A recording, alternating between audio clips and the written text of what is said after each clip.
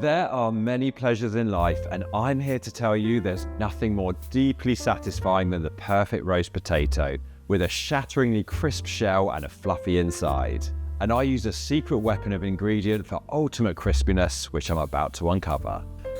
Firstly, let's heat the oven to a wickedly hot 210 degrees, which is 410 Fahrenheit. Then take your goose fat and add 2 generous scoops into an oven dish and place into the oven to heat up. Meanwhile, peel all your potatoes and slice into large, generous pieces. Think surface area. The more exposed edges, the more crunch. And now a quick parboil. Bring some water up to boiling point on the stove, then carefully drop your potatoes in.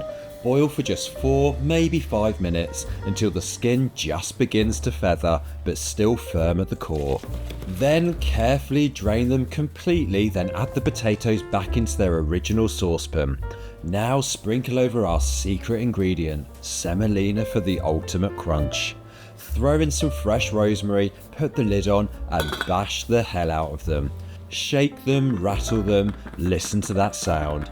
This is the glorious violence that creates the perfect fluffy edges that will ultimately crisp up like golden shards.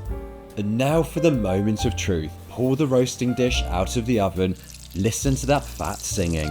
And now it's time to gently and carefully place your roughed up potatoes into the dish. Hear that sizzle. This is music.